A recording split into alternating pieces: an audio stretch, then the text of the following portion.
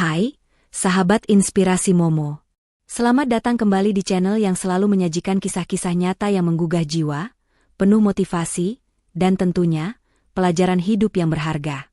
Hari ini, Momo akan membawakan sebuah cerita yang dijamin akan membuat hati kalian bergejolak, marah, sedih, namun pada akhirnya, akan membuat kalian bangga dan terinspirasi. Ini adalah kisah tentang seorang istri yang kesabarannya diuji hingga batasnya, tentang pengkhianatan yang tak termaafkan, dan tentang kebangkitan seorang wanita yang diremehkan. Sebelum kita menyelami setiap detik drama dan emosi dalam kisah ini, jangan lupa untuk like video ini, subscribe channel Momo agar tidak ketinggalan cerita-cerita inspiratif lainnya, dan tinggalkan jejak kalian di kolom komentar ya.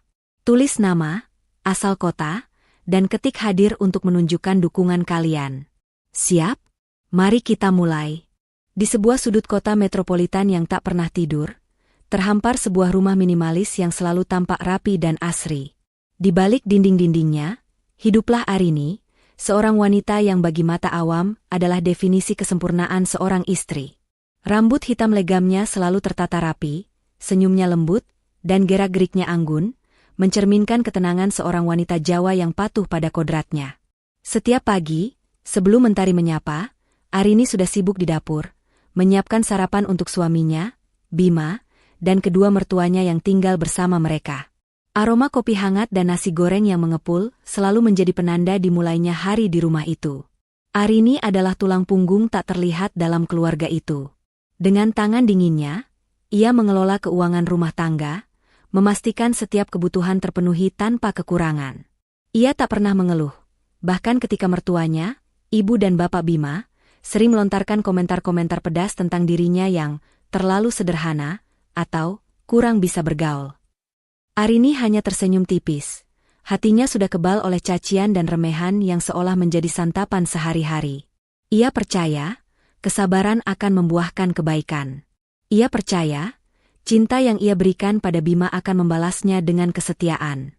Namun, di balik senyum itu, ada keretakan yang perlahan menggerogoti jiwanya. Arini, apa kamu tidak bisa membuat sarapan yang lebih bervariasi?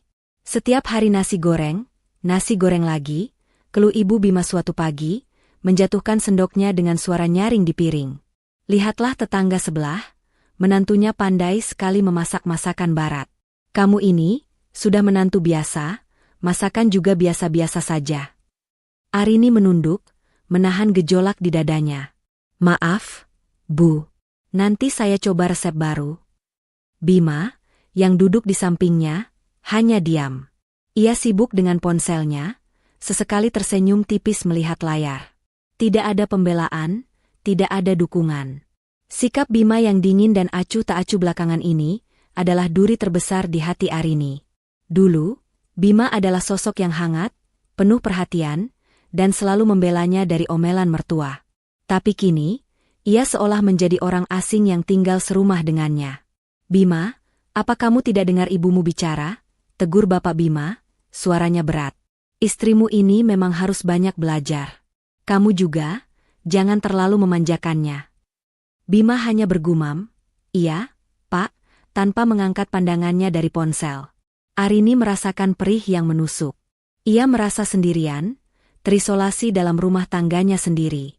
Ia adalah penurut, sabar, dan selalu berusaha memenuhi ekspektasi. Namun semua itu seolah tak pernah cukup. Seiring berjalannya waktu, keretakan itu semakin melebar. Bima semakin sering pulang larut malam, bahkan terkadang tidak pulang sama sekali dengan alasan lembur atau rapat penting. Awalnya, Arini berusaha memahami. Bima adalah seorang manajer di sebuah perusahaan properti, dan tuntutan pekerjaan memang tinggi. Namun, alasan yang sama berulang kali, ditambah dengan perubahan sikap Bima yang drastis, mulai menimbulkan kecurigaan. Mas, kamu pulang jam berapa semalam? Tanya Arini suatu pagi, saat Bima baru saja masuk ke kamar. Wajahnya tampak lelah, dan ada bau parfum wanita samar-samar menempel di bajunya. Bima mengernyit. Kenapa memangnya? Aku kan sudah bilang lembur. Kamu ini kenapa jadi cerewet sekali? Arini terdiam. Cerewet? Dulu, Bima selalu memuji kesabarannya. Kini, sedikit pertanyaan saja sudah dianggap cerewet. Aku hanya khawatir. Mas, kamu terlihat sangat lelah. Tidak perlu khawatir. Aku baik-baik saja, jawab Bima singkat, lalu masuk ke kamar mandi tanpa menatap mata Arini. Hati Arini mencelos. Kekhawatiran itu bukan hanya tentang kelelahan Bima, tapi tentang apa yang Bima lakukan di luar sana. Malam itu, Arini tak bisa tidur. Ia berbaring di samping Bima yang sudah terlelap, namun pikirannya melayang jauh. Ia teringat percakapan Bima di telepon yang ia dengar samar-samar beberapa hari lalu. Iya, sayang, aku pasti datang, kamu tunggu aku ya. Suara itu terdengar begitu mesra, bukan seperti Bima yang berbicara dengannya. Kecurigaan itu semakin menguat ketika suatu sore, saat Arini membantu Bima merapikan kemejanya untuk dicuci, sebuah struk belanja kecil jatuh dari saku. Struk itu dari sebuah toko perhiasan mewah, dengan tanggal pembelian 2 hari yang lalu. Tertera nama barang, kalung berlian. Arini menahan napas. Bima tidak pernah membelikannya perhiasan semahal itu. Bahkan untuk ulang tahun pernikahan mereka tahun lalu, Bima hanya memberinya syal biasa. Tangannya gemetar saat memegang struk itu. Siapa yang dibelikan kalung berlian ini? Apakah Bima punya kejutan untuknya? Tapi mengapa ia harus menyembunyikannya? Dan mengapa ada bau parfum wanita di bajunya? Pertanyaan-pertanyaan itu berputar di benak Arini, menciptakan badai di hatinya yang selama ini tenang. Puncak kecurigaan Arini terjadi beberapa hari kemudian. Saat Bima tertidur pulas di sore hari, ponselnya bergetar. Arini melihat layar dan terpampang nama, Bella, dengan ikon hati merah di sampingnya. Jantung Arini berdegup kencang. Ia tahu ini salah, tapi rasa penasaran dan sakit hati mendorongnya untuk membuka pesan itu. Bella, sayang, kalungnya indah sekali. Aku suka. Terima kasih ya. Tidak sabar menunggu hari itu. Arini merasakan seluruh darahnya berdesir dingin. Kalung berlian? Hari itu? Seketika, potongan-potongan teka-teki itu bersatu membentuk gambaran yang mengerikan. Bima, pulang larut, bau parfum wanita, struk perhiasan, dan kini pesan mesra dari Bella, yang tak lain adalah sekretaris baru Bima di kantor. Arini pernah melihatnya sekali. Seorang wanita muda, cantik, dan sangat modis. Air mata Arini menetes, namun ia segera menghapusnya. Bukan saatnya untuk menangis. Ia harus kuat. Ia harus tahu lebih banyak. Dengan tangan gemetar, ia membuka galeri foto di ponsel Bima. Dan di sanalah, di antara foto-foto pekerjaan, terselip beberapa foto Bima bersama Bella. Mereka tampak mesra, berpegangan tangan, bahkan ada satu foto di mana Bella mengenakan kalung berlian yang sama persis dengan yang tertera di struk. Dunia Arini runtuh seketika. Pernikahan yang ia jaga dengan segenap jiwa raganya, kesabaran yang ia pupuk bertahun-tahun, kini hancur berkeping-keping di hadapannya. Ia merasa dikhianati, diremehkan, dan dipermainkan. Tapi di tengah rasa sakit yang luar biasa itu, muncul percikan api. Api kemarahan, api keberanian, dan api tekad untuk tidak lagi menjadi Arini yang lemah dan penurut. Ia mengembalikan ponsel Bima ke tempat semula, seolah tidak terjadi apa-apa. Wajahnya kembali datar, namun di dalam hatinya, sebuah rencana besar mulai terbentuk. Rencana yang akan mengubah segalanya. Rencana yang akan membuat mereka yang telah meremehkannya, menyesal seumur hidup. Arini tahu, ini adalah awal dari sebuah pertarungan. Pertarungan untuk harga dirinya, untuk keadilan, dan untuk kebenaran yang selama ini ia sembunyikan. Ia akan menghadapi badai ini, tidak dengan air mata, tetapi dengan kekuatan yang tak pernah mereka duga ia miliki. Malam itu, setelah Bima terlelap dalam tidurnya yang pulas, Arini bangkit dari ranjang. Langkahnya pelan, mengendap-endap seperti bayangan. Ia tahu, ini adalah risiko besar, tapi ia tidak punya pilihan lain. Hatinya memang remuk redam, namun akalnya tetap bekerja. Ia membutuhkan bukti yang tak terbantahkan, bukan hanya sekadar dugaan. Ponsel Bima adalah target pertamanya. Dengan hati-hati, ia mengambil ponsel itu dari nakas. Jemarinya menari di layar, mencari jejak-jejak tersembunyi. Ia memeriksa riwayat panggilan, pesan-pesan yang mungkin terhapus, dan aplikasi media sosial. Setiap sentuhan pada layar terasa seperti tusukan jarum di hatinya. Ia menemukan beberapa nomor asing yang sering dihubungi Bima, dan beberapa pesan singkat yang terkesan ambigu. Tidak ada yang eksplisit, namun cukup untuk memperkuat kecurigaannya. Keesokan harinya, Arini mulai menyusun strategi. Ia tahu, Bima adalah orang yang licin dan pandai menyembunyikan jejak. Ia tidak bisa bertindak gegabah. Ia memutuskan untuk memanfaatkan waktu luangnya untuk mengikuti Bima. Arini, yang selama ini selalu tampak sederhana dengan daster rumahan atau pakaian kasual, kini mulai mengubah penampilannya. Ia mengenakan pakaian yang lebih modis, topi lebar, dan kacamata hitam, berusaha agar tidak dikenali. Setiap kali Bima pamit, lembur, atau rapat penting, Arini diam-diam mengikutinya. Ia naik taksi online, menjaga jarak agar tidak dicurigai. Jantungnya berdebar kencang setiap kali ia melihat mobil Bima berhenti di suatu tempat yang mencurigakan. Beberapa kali, ia melihat Bima masuk ke sebuah kafe atau restoran mewah, bukan sendirian, melainkan dengan seorang wanita. Wanita itu selalu sama, Bella, sekretaris Bima. Arini bersembunyi di balik tiang, di balik pohon, atau di dalam taksi yang diparkir agak jauh. Ia mengambil foto, merekam video, mengumpulkan setiap detail. Ia melihat bagaimana Bima dan Bella tertawa, berpegangan tangan, bahkan saling menyuapi makanan. Pemandangan itu bagai belati yang menusuk ulu hatinya berulang kali. Setiap tawa Bima dengan Bella adalah air mata yang jatuh dalam diam di pipi Arini. Setiap sentuhan mereka adalah sayatan luka yang menganga di jiwanya. Ada satu sore yang tak akan pernah Arini lupakan. Ia mengikuti Bima ke sebuah apartemen mewah di pusat kota. Bima dan Bella masuk bersama, berpegangan tangan, dan tidak keluar hingga larut malam. Arini menunggu di mobil, kedinginan, dengan hati yang hancur berkeping-keping. Ia tidak menangis. Air matanya sudah kering. Yang tersisa hanyalah rasa sakit yang membeku dan tekad yang semakin membara. Selama masa penyelidikan ini, Arini merasakan perih yang tak terhingga. Setiap bukti yang ia kumpulkan adalah konfirmasi atas ketakutannya yang paling buruk. Ia melihat bagaimana Bima, suaminya, pria yang pernah bersumpah setia di hadapan Tuhan dan saksi, kini dengan mudahnya mengkhianati janji itu. Ia melihat bagaimana Bella, wanita yang seharusnya menjadi rekan kerja, justru menjadi perusak rumah tangganya. Dan ia melihat bagaimana mertuanya, yang seharusnya menjadi pelindungnya, justru buta dan mungkin saja tahu tentang perselingkuhan ini namun memilih diam, atau bahkan mendukungnya. Namun, di tengah badai emosi itu, Arini tidak pernah kehilangan akal sehatnya. Ia tahu, ia tidak bisa hanya menjadi korban. Ia harus menjadi pemain. Ia harus membalikkan keadaan. Dan untuk itu, ia membutuhkan lebih dari sekadar bukti perselingkuhan. Ia membutuhkan kekuatan. Disinilah rahasia tersembunyi Arini mulai terkuak.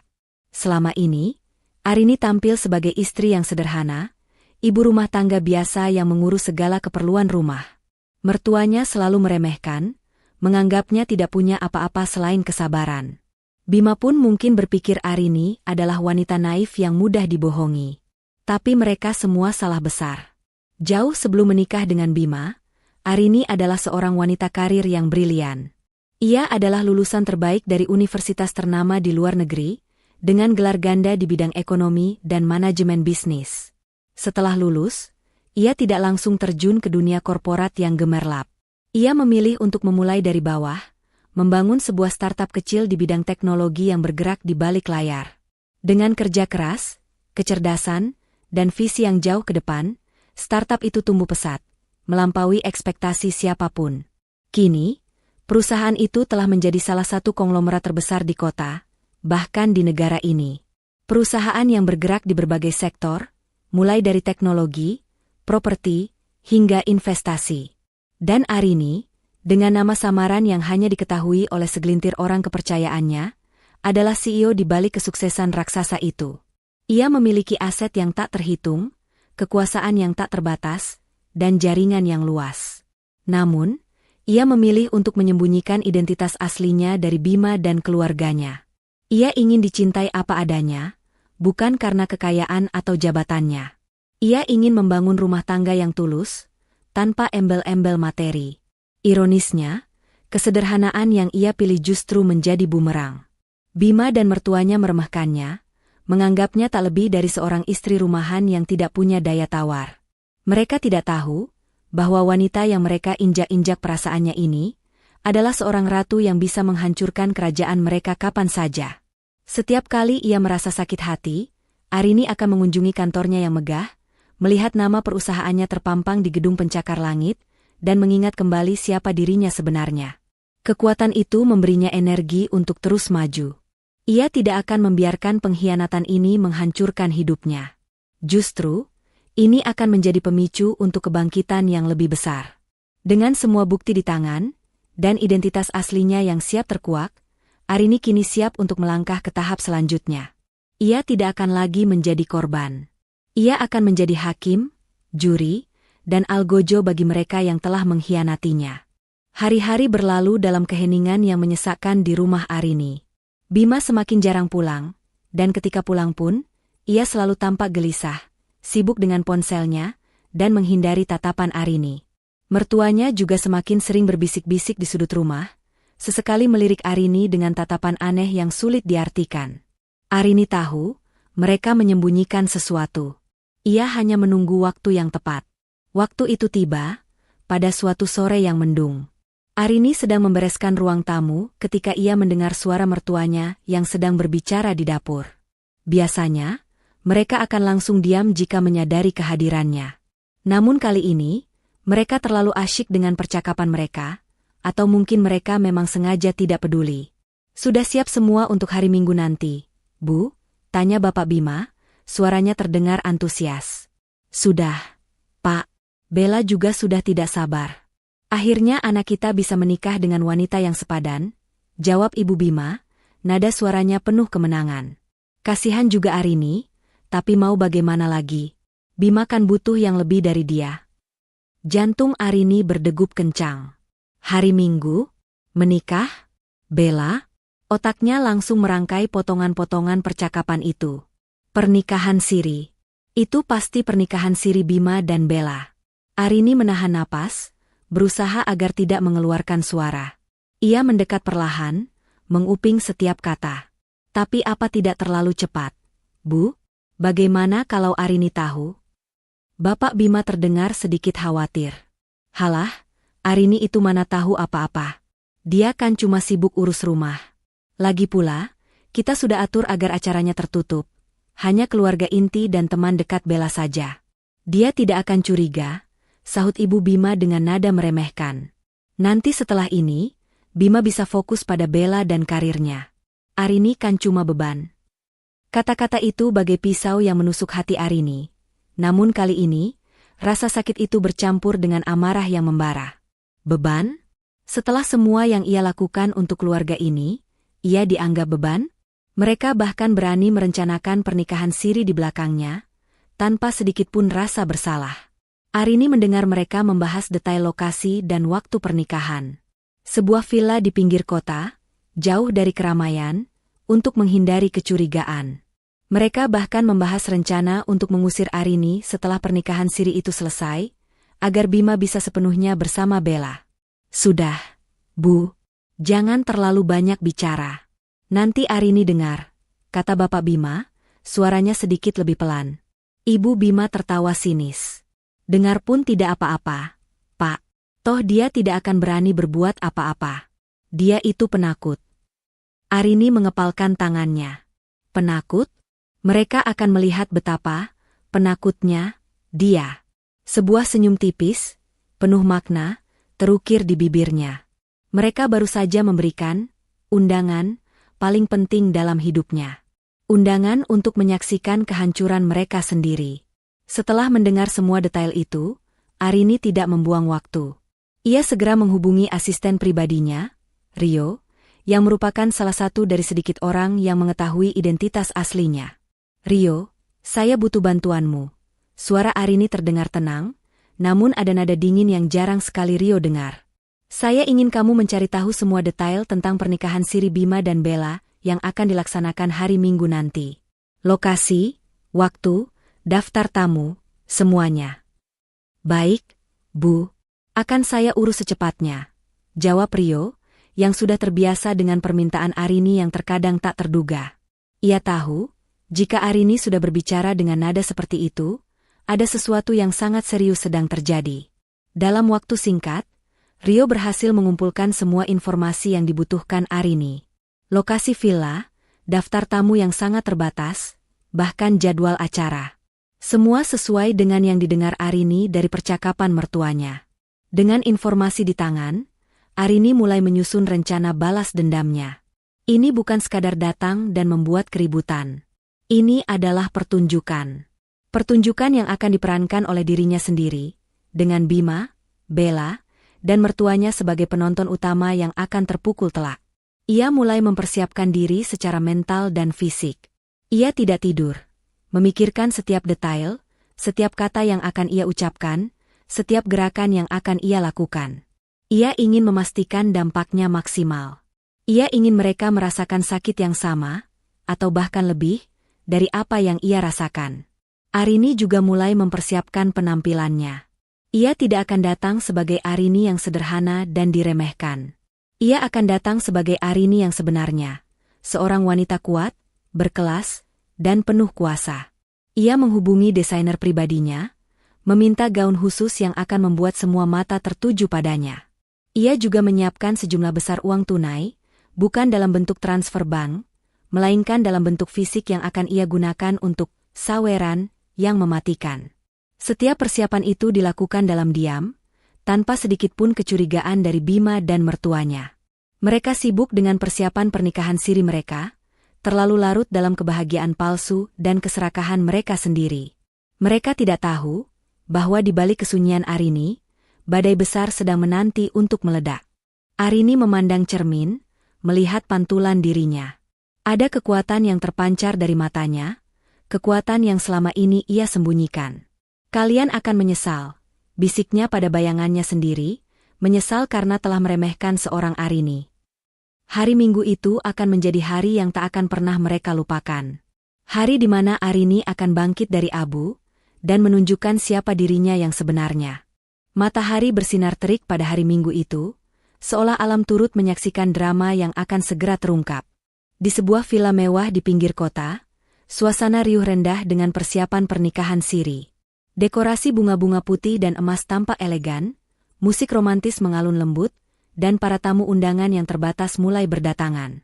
Bima tampak gagah dalam balutan jas putihnya, senyum puas terpancar di wajahnya.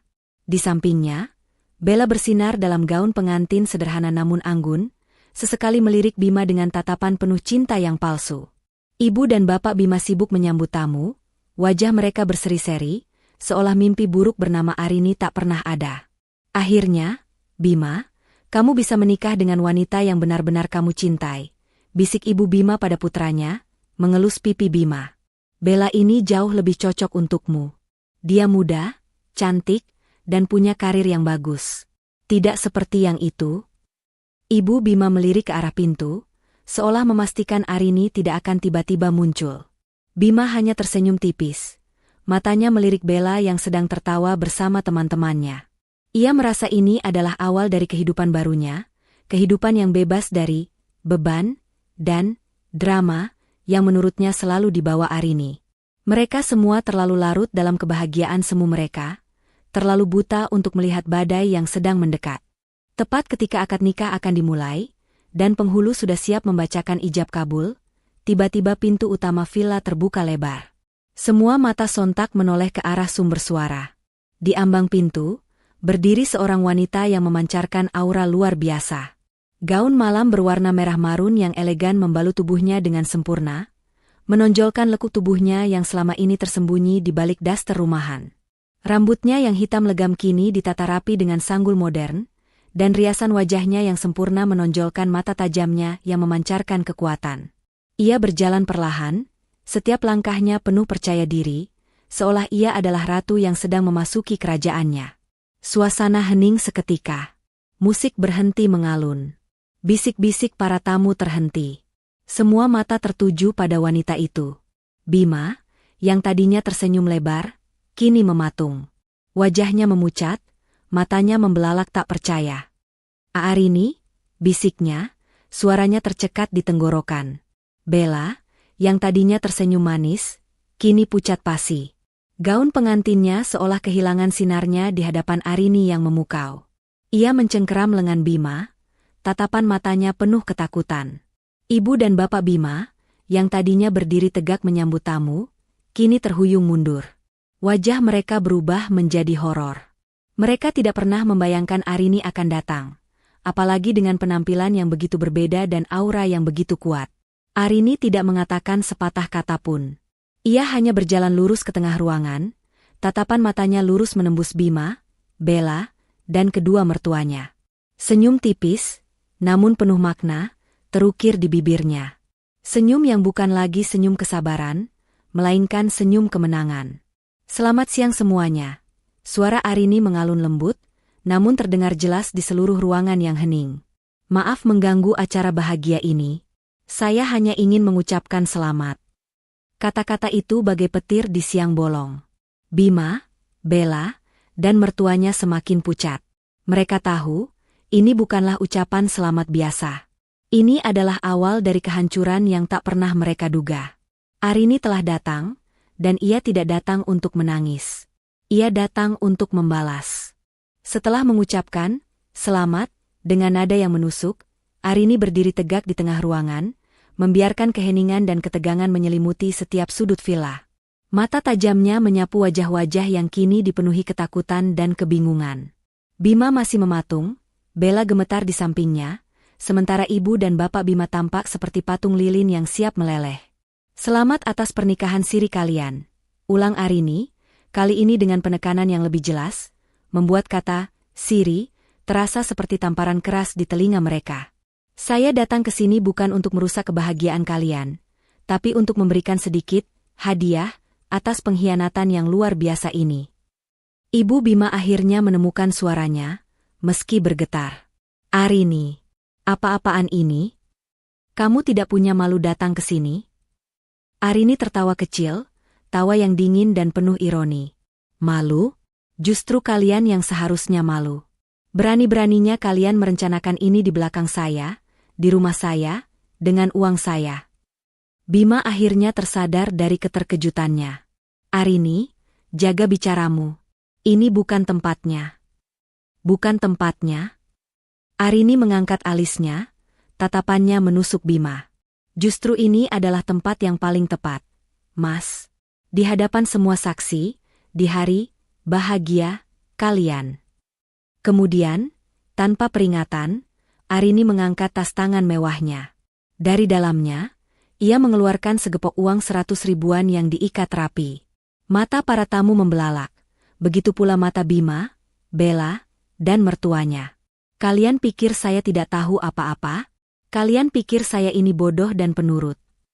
Arini mulai berbicara, suaranya meninggi namun tetap terkontrol. Kalian pikir saya tidak punya apa-apa selain kesabaran? Oh, kalian salah besar. Dengan gerakan yang anggun namun penuh kekuatan, Arini mulai menyawerkan uang itu ke udara. Lembaran-lembaran uang merah beterbangan, jatuh di lantai marmer, di atas dekorasi bunga, bahkan mengenai wajah beberapa tamu yang terkejut. Ini untuk kalian, seru Arini, suaranya kini dipenuhi amarah yang tertahan. Untuk kalian yang selama ini menganggap saya beban. Untuk kalian yang menghabiskan uang saya untuk kesenangan kalian sendiri. Ibu Bima menjerit histeris. Uang. Uangku. Arini, hentikan. Itu uang. Ia berusaha meraih lembaran-lembaran uang yang berjatuhan, wajahnya merah padam, air mata mulai mengalir deras. Ia merangkak di lantai, memunguti uang yang berserakan, seolah itu adalah harta karun yang paling berharga. Milikmu? Arini tertawa sinis. Sejak kapan uang hasil kerja keras saya menjadi milikmu, Bu? Kalian hanya bisa menghabiskan, tanpa pernah tahu bagaimana susahnya mencari. Bapak Bima, yang tadinya diam, kini ikut panik. Ia juga mulai memunguti uang yang disawerkan Arini, wajahnya menunjukkan campuran malu, marah, dan keserakahan. Para tamu undangan, yang tadinya terkejut, kini mulai berbisik-bisik, beberapa bahkan ikut memunguti uang yang berserakan, menciptakan kekacauan yang tak terduga di pesta pernikahan itu. Bella berdiri mematung, tubuhnya gemetar. Ia tidak tahu harus berbuat apa. Impian pernikahannya hancur seketika oleh aksi Arini yang tak terduga. Sementara Bima, ia hanya bisa menatap Arini dengan tatapan kosong, seolah baru pertama kali melihat istrinya. Arini yang selama ini ia remehkan, kini berdiri di hadapannya sebagai sosok yang menakutkan, penuh kekuatan, dan tak terduga. Nangis darah, Bu. Arini menatap ibu Bima yang kini tersungkur di lantai, memeluk tumpukan uang yang berhasil ia pungut, wajahnya basah oleh air mata dan riasan yang luntur. Ini belum seberapa, Bu. Ini baru permulaan dari air mata yang akan kalian tumpahkan. Arini mengeluarkan segepok uang lagi dari tasnya. Kali ini, ia tidak menyawerkan.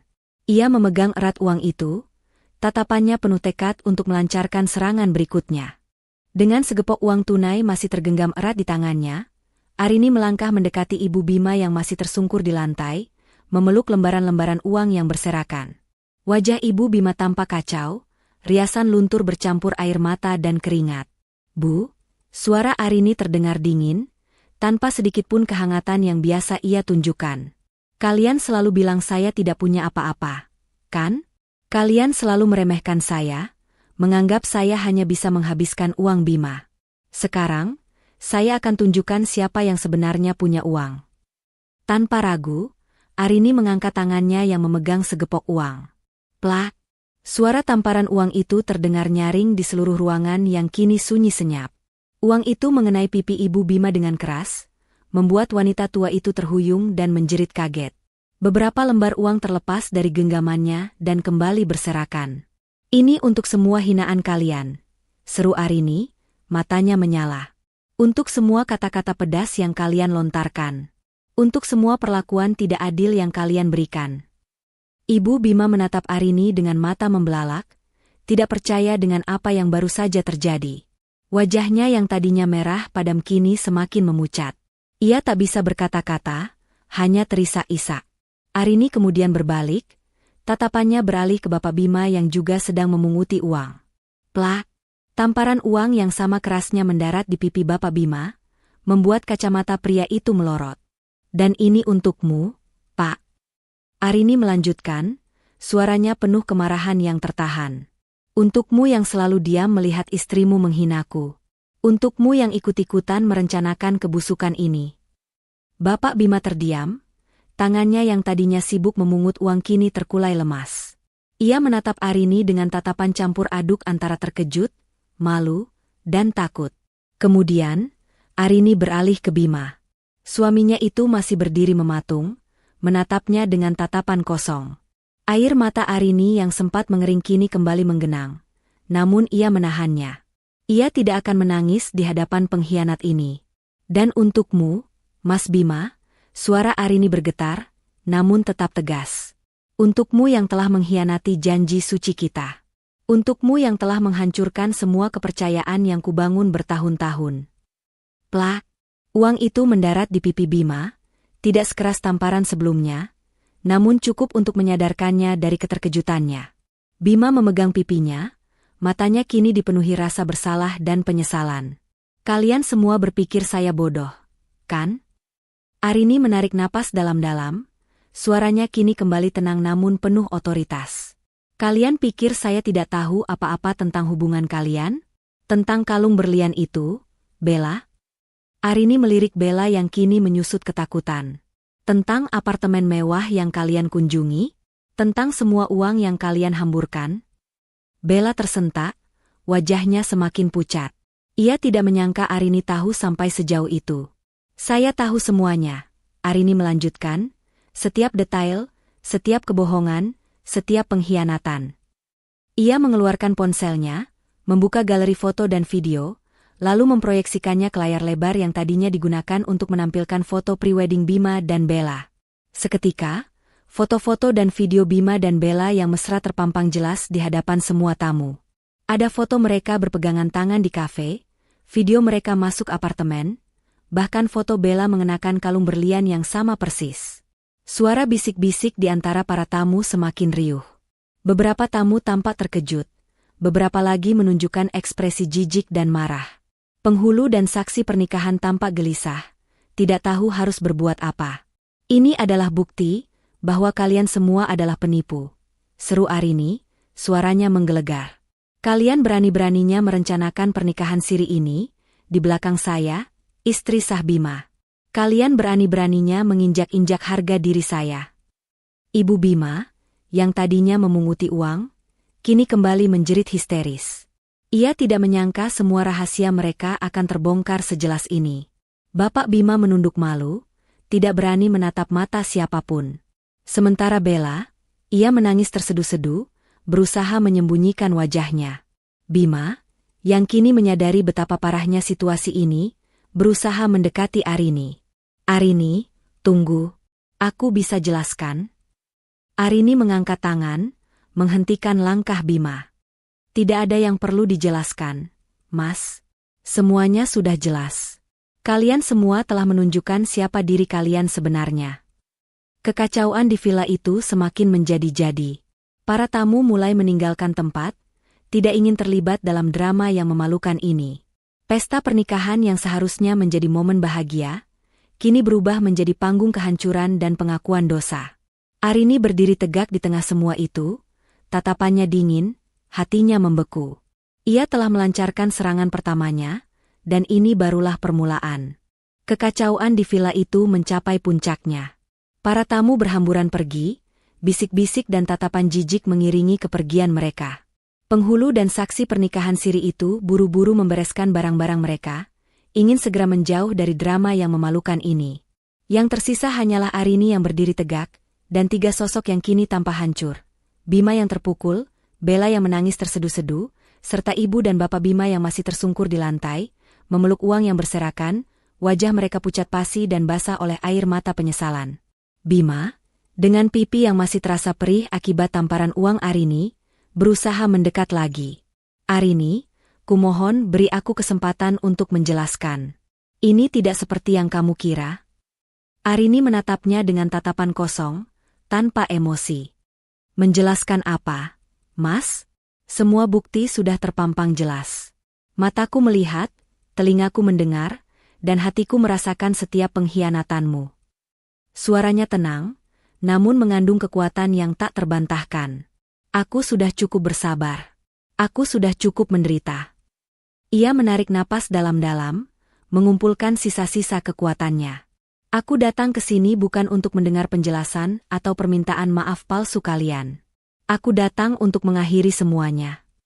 Ketiga orang itu terdiam, menatap Arini dengan cemas.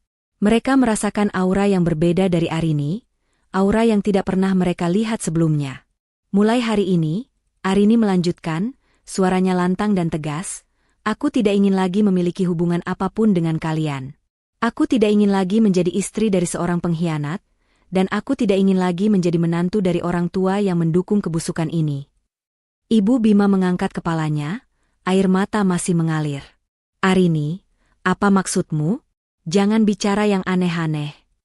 Maksudku jelas, Bu, jawab Arini, tatapannya beralih ke mertuanya. Aku ingin bercerai.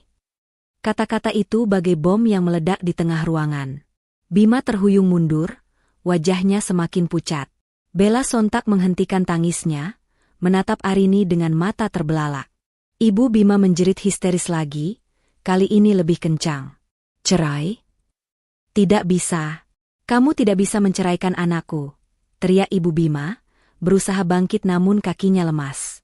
Kamu tidak punya hak. Kamu itu cuma istri biasa. Istri biasa? Arini mengangkat satu alisnya, senyum sinis kembali terukir.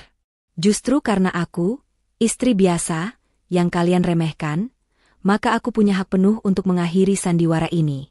Aku akan mengajukan gugatan cerai secepatnya.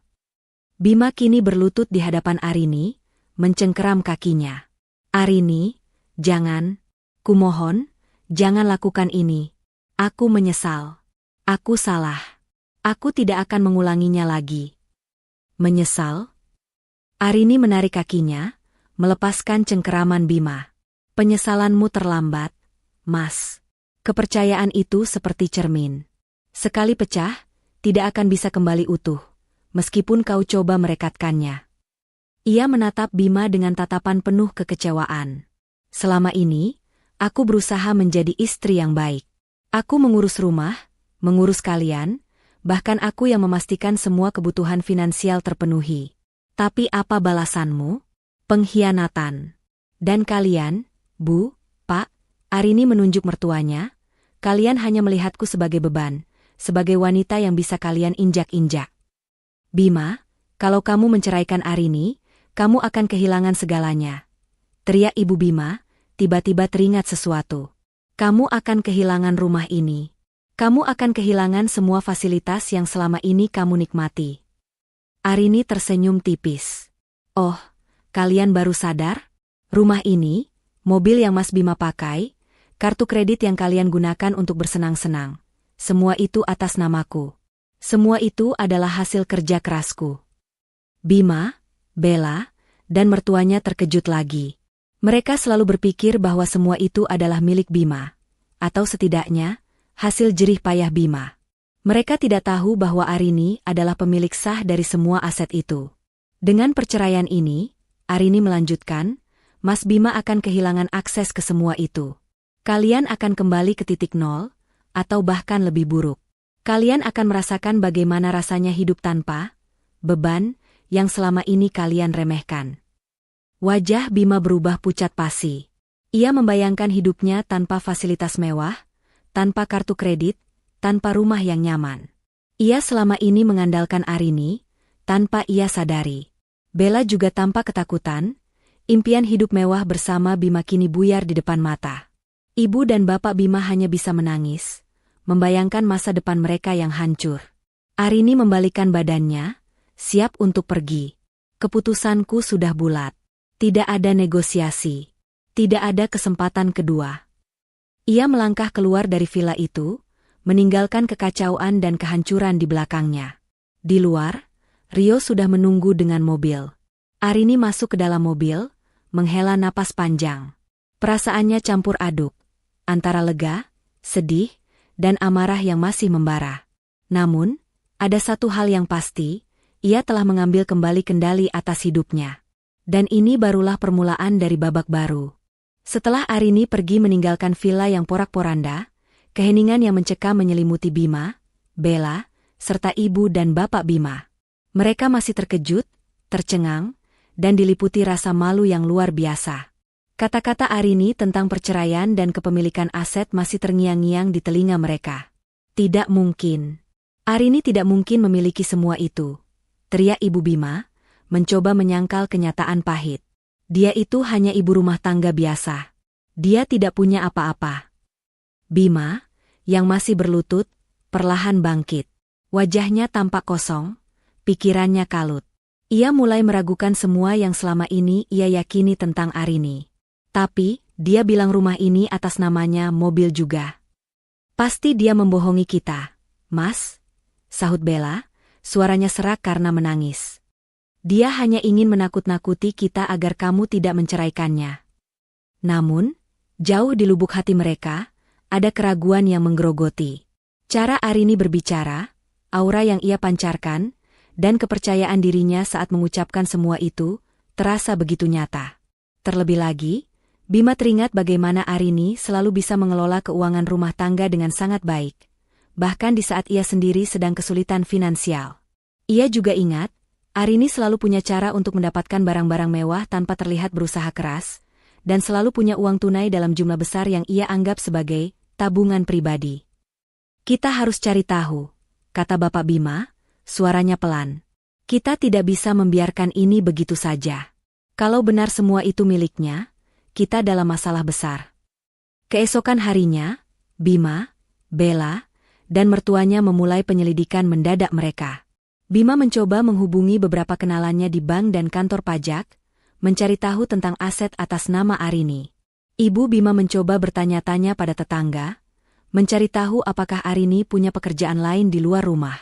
Bella, dengan sisa-sisa koneksinya sebagai sekretaris Bima, mencoba mencari informasi tentang Arini di dunia maya. Awalnya, mereka tidak menemukan apa-apa. Arini memang sangat pandai menyembunyikan jejaknya. Namun, sebuah petunjuk kecil akhirnya muncul. Salah satu kenalan Bima di bank menyebutkan bahwa ada beberapa rekening besar atas nama Awijaya yang terhubung dengan sebuah perusahaan investasi raksasa bernama Innovatech Group. Nama itu asing bagi Bima. Innovatech Group. Bima mengernyit. Aku tidak pernah dengar perusahaan itu.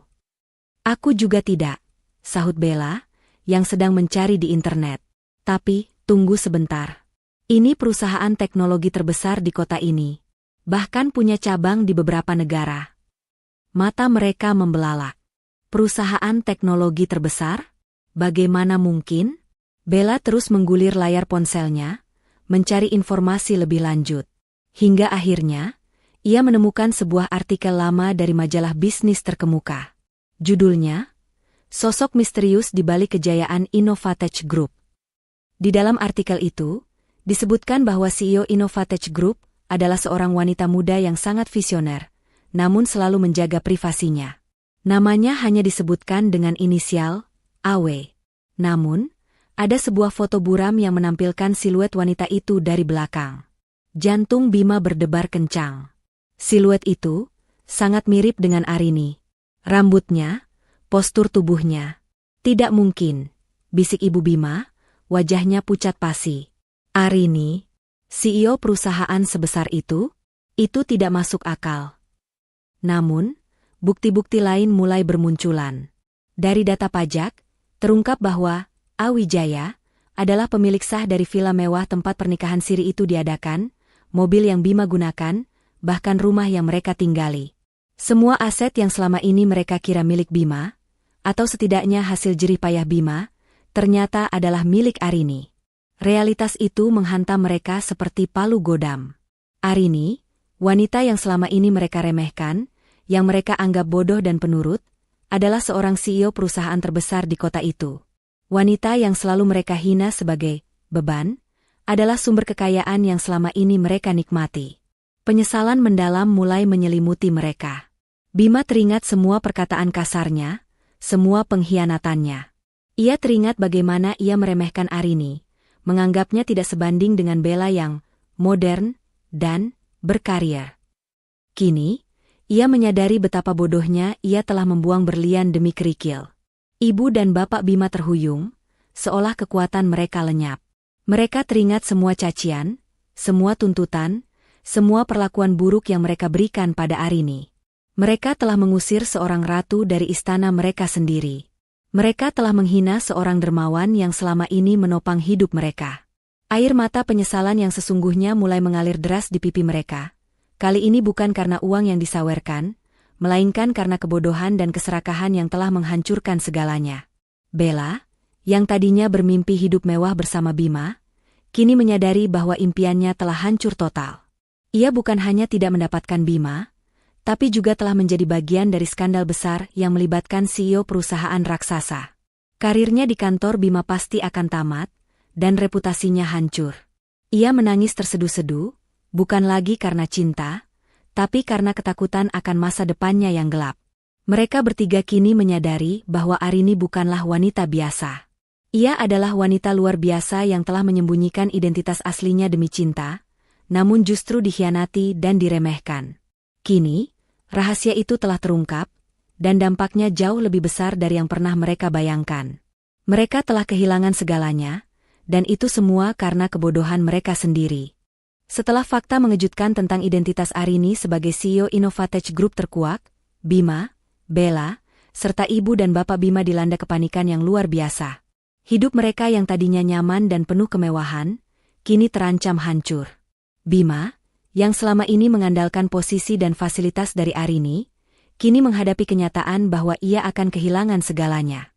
Bella, yang bermimpi menjadi nyonya besar, kini sadar bahwa ia telah memilih jalan yang salah, menghancurkan karir dan reputasinya sendiri. Sementara ibu dan bapak Bima, yang selalu meremehkan Arini, kini menyadari betapa bodohnya mereka telah menendang berlian demi kerikil. Mereka mencoba menghubungi Arini berkali-kali, namun tidak ada jawaban. Arini seolah menghilang di telan bumi, sibuk dengan dunianya yang selama ini tersembunyi. Keputusasaan mulai merayapi mereka. Mereka tidak punya pilihan lain selain mendatangi Arini secara langsung. Beberapa hari kemudian, dengan wajah sembab dan pakaian yang tampak kusut, Bima, Bella, Ibu Bima, dan Bapak Bima mendatangi kantor pusat Innovatech Group. Gedung pencakar langit yang menjulang tinggi itu terasa begitu megah dan menakutkan bagi mereka. Mereka yang selama ini terbiasa dengan kemewahan, kini merasa kecil dan tak berdaya di hadapan kekuatan Arini. Setelah melalui prosedur keamanan yang ketat dan menunggu berjam-jam di lobi, akhirnya mereka diizinkan masuk ke ruang kerja Arini. Ruangan itu luas, modern, dan didominasi warna-warna netral yang elegan, mencerminkan kepribadian Arini yang tenang namun berwibawa. Arini duduk di kursi kebesarannya, di balik meja kaca besar, tampak begitu berkuasa dan tak tersentuh. Rio, asisten pribadinya, berdiri di sampingnya, tatapannya dingin dan tak bersahabat. Bima, Bella, dan mertuanya melangkah masuk dengan ragu-ragu. Begitu melihat Arini, Ibu Bima langsung menjatuhkan diri, berlutut di lantai marmer yang dingin. Bapak Bima ikut berlutut di sampingnya, wajahnya penuh penyesalan.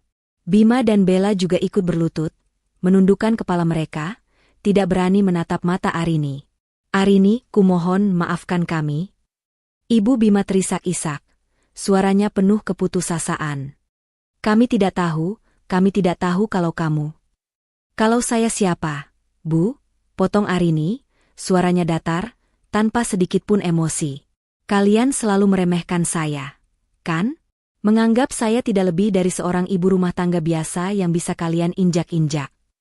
Bima mengangkat kepalanya, air mata mengalir di pipinya. Arini, aku menyesal. Aku benar-benar menyesal. Aku tidak tahu kamu adalah CEO Innovatech Group. Aku bodoh. Aku telah menyia-nyiakan wanita terbaik dalam hidupku. Bella juga ikut menangis. Arini, maafkan aku. Aku tidak tahu kalau Bima sudah menikah. Aku hanya dibutakan oleh harta dan jabatan. Arini hanya diam, membiarkan mereka menumpahkan penyesalan mereka. Wajahnya tetap tenang, namun di dalam hatinya, ia merasakan perih yang mendalam. Penyesalan ini datang terlambat. Penyesalan kalian tidak akan mengubah apa-apa, kata Arini akhirnya, suaranya tegas. Kepercayaan itu mahal, dan kalian telah menghancurkannya berkeping-keping. Kalian telah mengkhianati janji suci, menginjak-injak harga diri saya, dan bahkan merencanakan untuk mengusir saya dari rumah saya sendiri. Ibu Bima mencoba meraih tangan Arini. Tapi Arini, kami ini orang tuamu, kami salah, beri kami kesempatan kedua. Arini menarik tangannya. Orang tua? Sejak kapan kalian menganggap saya sebagai anak?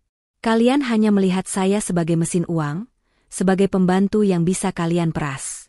Dan Mas Bima, ia menatap Bima, kamu adalah suamiku, tapi kamu memilih wanita lain, wanita yang bahkan tidak tahu malu merebut suami orang. Aku mohon, Arini, jangan ceraikan aku tidak bisa hidup tanpamu. Bima memohon, suaranya putus asa. Kamu tidak bisa hidup tanpaku. Arini tersenyum sinis. Dulu kamu bisa hidup tanpaku, Mas. Kamu bisa bersenang-senang dengan Bella, menghamburkan uangku, dan menganggapku tidak ada. Sekarang, rasakan bagaimana rasanya hidup tanpa semua itu. Arini bangkit dari kursinya, melangkah mendekati mereka yang masih berlutut. Aura kekuasaannya semakin terpancar. Pelajaran ini, Arini berkata, suaranya kini lebih lembut namun penuh makna, adalah untuk kalian semua. Bahwa kesetiaan, kejujuran, dan harga diri tidak bisa dibeli dengan uang. Bahwa meremehkan orang lain hanya akan membawa kehancuran bagi diri sendiri. Dan bahwa seorang wanita yang kalian anggap lemah, bisa menjadi badai yang menghancurkan semua yang kalian miliki. Ibu Bima, Bapak Bima, Bima, dan Bella terus memohon. Air mata membanjiri wajah mereka. Mereka tahu, Arini adalah satu-satunya harapan mereka untuk kembali ke kehidupan nyaman yang dulu. Namun, Arini tetap teguh pada pendiriannya. Hatinya sudah terlalu sakit. Kepercayaannya sudah terlalu hancur. Keputusanku sudah final, kata Arini, tatapannya dingin. Perceraian akan tetap berjalan. Dan setelah ini, saya tidak ingin lagi melihat wajah kalian dimanapun. Ini adalah akhir dari segalanya. Ia berbalik, kembali ke kursinya, dan memberikan isyarat pada Rio. Rio mengangguk, lalu mendekati Bima, Bella, dan mertuanya. Silakan keluar. Nyonya Arini sudah selesai. Mereka bangkit dengan tubuh gemetar, tidak berani membantah. Dengan langkah gontai, mereka meninggalkan ruangan itu, meninggalkan Arini yang kini duduk sendirian, memandang keluar jendela, menuju masa depan yang cerah, tanpa bayang-bayang masa lalu yang menyakitkan. Setelah mengusir Bima, Bella, dan mertuanya dari kantornya, Arini merasakan beban berat terangkat dari pundaknya. Keputusan untuk bercerai memang menyakitkan, namun itu adalah satu-satunya jalan menuju kebebasan dan kebahagiaan sejati. Ia telah menutup pintu masa lalu yang penuh luka, dan kini, ia siap membuka lembaran baru dalam hidupnya. Hari-hari Arini kini dipenuhi dengan kesibukan sebagai CEO Innovatech Group. Ia bekerja dengan semangat baru, mengarahkan perusahaannya menuju puncak kejayaan yang lebih tinggi. Rapat demi rapat, proyek demi proyek, ia tangani dengan profesionalisme dan kecerdasan yang luar biasa. Identitasnya sebagai Arini yang sederhana, kini sepenuhnya terkubur, digantikan oleh sosok Arini, CEO yang disegani dan dikagumi. Ia sering bepergian ke luar negeri untuk urusan bisnis, bertemu dengan para investor dan pemimpin dunia. Hidupnya jauh lebih bermakna dan memuaskan. Ia tidak lagi memikirkan Bima atau keluarganya. Luka di hatinya perlahan mulai sembuh, digantikan oleh rasa bangga atas dirinya sendiri yang mampu bangkit dari keterpurukan. Ia dikelilingi oleh orang-orang yang tulus menghargainya, seperti Rio, asisten pribadinya, dan timnya yang loyal. Mereka adalah keluarga barunya, yang mendukung setiap langkahnya. Sementara itu, nasib Bima, Bella, dan mertuanya berbanding terbalik. Setelah Arini mengajukan gugatan cerai, prosesnya berjalan sangat cepat karena semua aset memang atas nama Arini. Bima kehilangan segalanya, rumah mewah, mobil, kartu kredit, bahkan pekerjaannya. Perusahaan tempat ia bekerja adalah salah satu anak perusahaan Innovatech Group, dan setelah skandal itu terungkap, ia langsung dipecat. Reputasinya hancur, dan tidak ada perusahaan lain yang mau menerimanya. Bima terpaksa kembali tinggal di rumah orang tuanya yang sederhana, di pinggir kota. Ia yang tadinya terbiasa hidup mewah, kini harus merasakan sulitnya mencari pekerjaan dan hidup pas-pasan. Penyesalan terus menghantuinya. Ia sering melihat berita tentang kesuksesan Innovatech Group, dan setiap kali ia melihat nama Arini Wijaya di majalah bisnis, hatinya terasa teriris. Ia telah membuang permata demi seonggok batu. Bella juga tidak lebih baik. Setelah skandal itu, ia dipecat dari pekerjaannya dan reputasinya sebagai pelakor menyebar luas. Ia menjadi bahan gunjingan di mana-mana. Tidak ada yang mau berteman dengannya, dan ia kesulitan mencari pekerjaan baru. Impiannya untuk hidup mewah hancur berkeping-keping. Ia kini hidup dalam kemiskinan dan penyesalan, menyalahkan Bima dan dirinya sendiri atas semua yang terjadi. Ibu dan bapak Bima, yang tadinya hidup nyaman dari uang Arini, kini harus merasakan pahitnya hidup tanpa dukungan finansial. Mereka yang selalu meremehkan Arini, kini harus hidup prihatin. Penyakit mulai menyerang, dan mereka tidak punya cukup uang untuk berobat. Mereka sering menangis, meratapi nasib buruk mereka, menyadari bahwa semua ini adalah buah dari keserakahan dan perlakuan buruk mereka terhadap Arini. Mereka bertiga sesekali mencoba menghubungi Arini lagi, mengirimkan pesan-pesan permohonan maaf, namun Arini tidak pernah membalasnya. Ia telah memblokir semua kontak mereka, dan tidak ingin lagi ada sangkut pautnya dengan masa lalu yang menyakitkan itu. Arini, di puncak kesuksesannya, menjadi inspirasi bagi banyak wanita. Kisahnya, meskipun tidak pernah ia ceritakan secara publik, menjadi legenda di kalangan orang-orang terdekatnya. Ia membuktikan bahwa kesabaran seorang wanita bukanlah kelemahan, melainkan kekuatan yang luar biasa. Ia membuktikan bahwa harga diri dan kebahagiaan sejati tidak bergantung pada orang lain, melainkan pada diri sendiri. Sahabat inspirasi Momo, kisah Arini ini adalah pelajaran berharga bagi kita semua. Bahwa karma itu nyata, dan setiap perbuatan pasti ada balasannya. Bahwa kesetiaan dan kejujuran adalah harta yang tak ternilai. Dan yang terpenting, bahwa seorang wanita yang diremehkan, bisa bangkit menjadi sosok yang luar biasa, melebihi ekspektasi siapapun. Jangan pernah meremehkan kekuatan seorang wanita, dan jangan pernah berhenti percaya pada diri sendiri.